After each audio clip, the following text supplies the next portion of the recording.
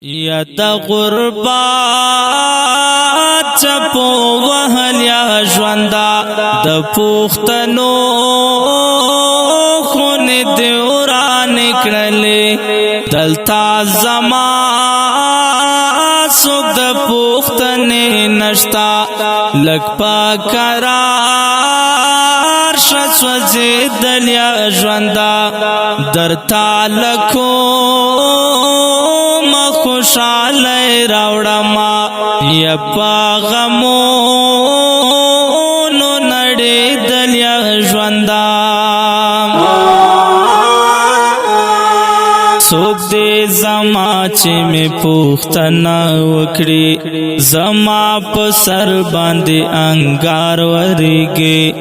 له بدو ورځو سره ژوند کومه زما په سر داسې نهتار ورېږي په ارمانونو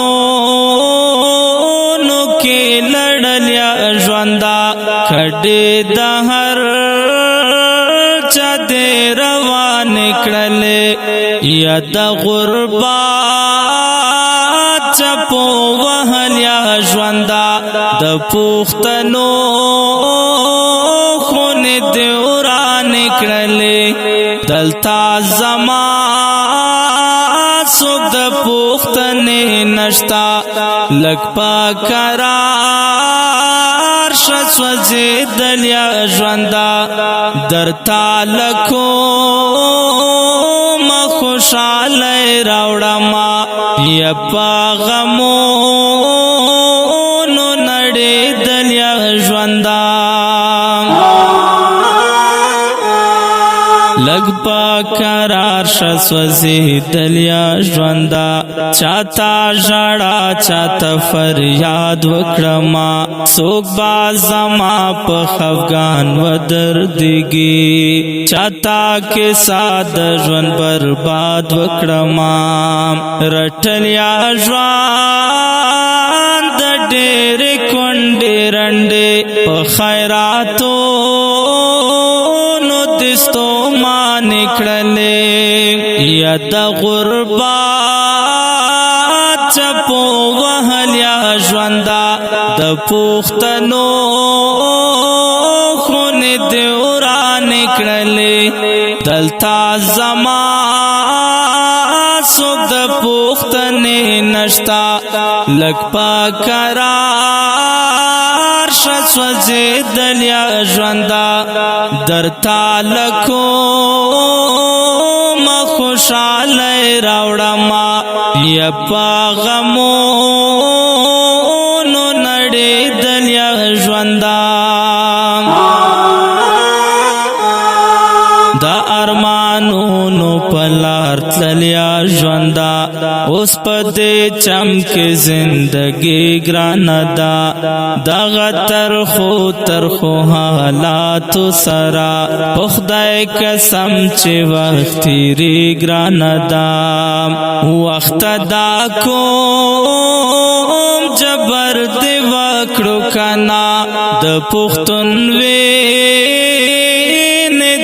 ارزان کړلې یا د غربات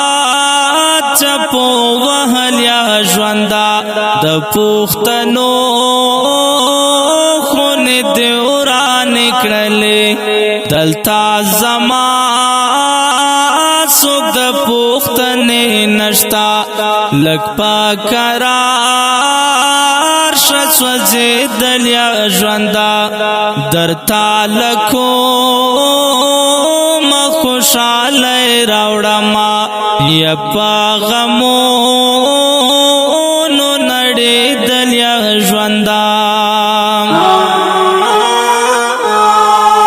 خیبلې پخې چاودلو شونډو سره په تور ماښام د چا په در ولاړ دی دا اسمانونو خدایه رحم وکړه دا بیا د چا بچی نهر ولاړ دی ساغر په حال د پوښتنو ژړېږي کدې قبول آرزوګانې کړلې یا د غربات چپو وهل یا ژوندا د پښتنو خونه دې وران کړلې دلتا زما څوک د پښتنې نشتا لږ پکرار شسوځې دلیا ژوندا